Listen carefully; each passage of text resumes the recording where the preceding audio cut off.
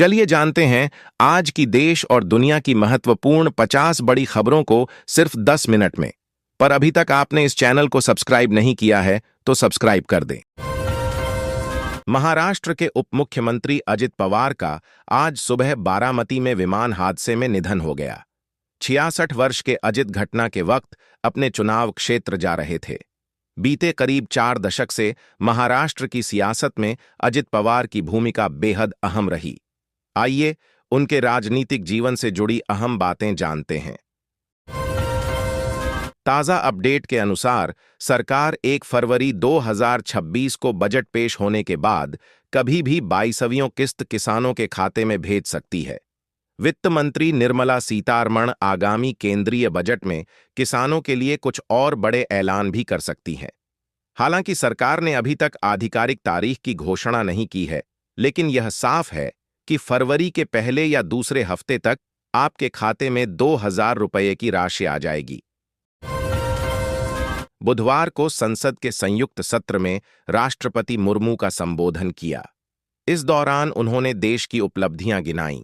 उन्होंने कहा, संसद के इस सत्र को संबोधित करते हुए मुझे अत्यंत प्रसन्नता हो रही है। पिछला वर्ष भारत की तीव्र प्रगति और विरासत के उत्सव के रूप में यादगार रहा। पूरे देश में वंदे मातरम के 150 वर्ष पूरे होने का जश्न मनाया जा रहा है। नागरिक बंकिम चंद्र चटर्जी को उनकी इस महान प्रेरणा के लिए नमन कर रहे हैं। मैं सभी सांसदों को बधाई देती हूं कि संसद में इस विषय पर विशेष चर्चा हुई। अमेरिका में इस साल मध्यावधि चुनाव 2026 होने जा रहे हैं। इससे पहले राष्ट्रपति डोनाल्ड ट्रंप ने मंगलवार स्थानीय समय को अपने उस पुराने दावे को दोहराया कि 2020 का राष्ट्रपति चुनाव धोखाधड़ी वाला था। मध्यावधि चुनावों को लेकर ट्रंप चुनावी प्रचार में जुट गए हैं।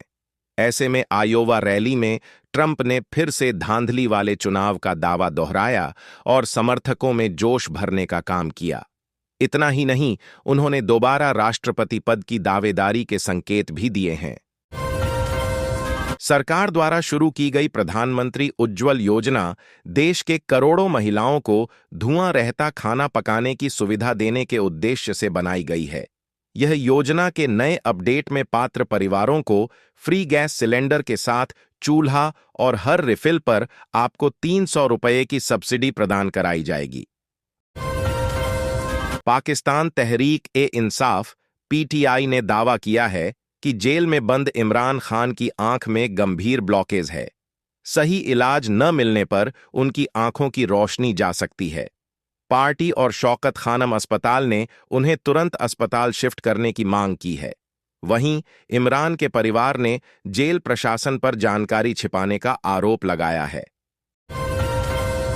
पश्चिम एशिया में अमेरिका की नीतियां कैसी रहेंगी? क्या राष्ट्रपति ट्रंप किसी बड़ी कार्रवाई की तैयारी कर रहे हैं? क्या अमेरिका पश्चिम एशियाई देशों में अपनी पकड़ मजबूत बनाना चाहता है?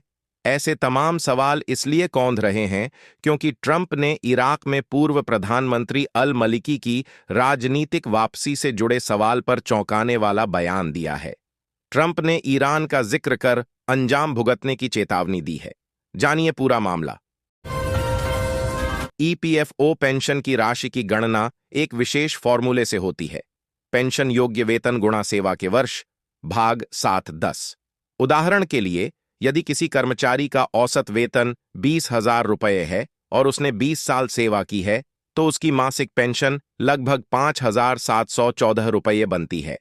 लंबे समय तक सेवा और अधिक वेतन वाले कर्मचारियों को ज्यादा पेंशन मिलती है। वहीं ईपीएस 95 के तहत अधिकतम पेंशन योग्य वेतन 15,000 रुपये माना जाता है, लेकिन उच्च वेतन पाने वाले सदस्य संयुक्त विकल्प जॉइंट ऑप्शन के तहत वास्तविक वेतन पर भी पेंशन प्राप्त कर सकते हैं। ट्रंप क्यूबा को अलग-थलग करने और उस पर दबाव बढ़ाने की कोशिश कर रहे हैं, जो वॉशिंगटन की तरफ से लगाए गए कड़े आर्थिक प्रतिबंधों के तहत लंबे समय से विरोधी रहा है। ट्रंप का कहना है कि क्यूबा सरकार गिरने के कगार पर है और वेनेजुएला में अमेरिकी सैन्य कार्रवाई जाने के बाद क्यूबा को वेनेजुएला से तेल की कोई खेप नहीं मिलेगी। लंबे समय तक सत्ता की धुरी रहे नगरीय प्रशासन मंत्री कैलाश विजयवर्गीय की छुट्टी इस समय चर्चा का विषय बनी हुई है। यह छुट्टी ऐसे समय ली गई जब भागीरथपुरा में दूषित जल के कारण लगातार मौत का सिलसिला चल रहा है। भोजशाला मामले को लेकर धार को अपने प्रभारी मंत्री की जरूरत थी, लेकिन वे नहीं थे। कैलाश को लेकर काफी समय से अटकलें चल रही हैं।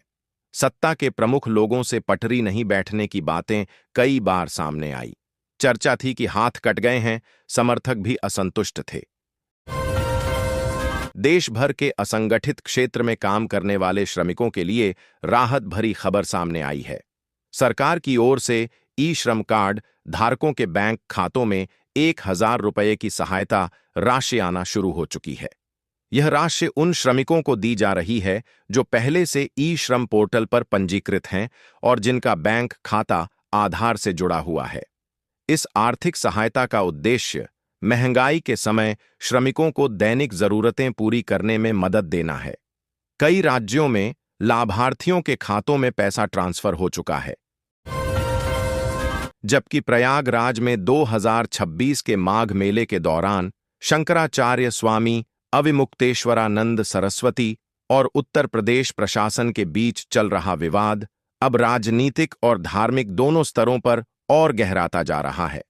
इस पूरे मामले में मध्य प्रदेश की पूर्व मुख्यमंत्री और भाजपा की वरिष्ठ नेता उमा भारती के लगातार 2 ट्वीट ने सियासी हलकों में नई बहस छेड़ दी है।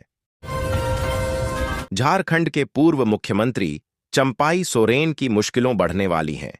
चंपाई लगभग 33 साल पुराने बम विस्फोट के एक मामले में मंगलवार को चाईबासा स्थित MPMLA कोर्ट में पेश हुए, जहां उन पर और उनके सहयोगियों पर आरोप तय किया गया। आइए जानते हैं पूरा मामला क्या है।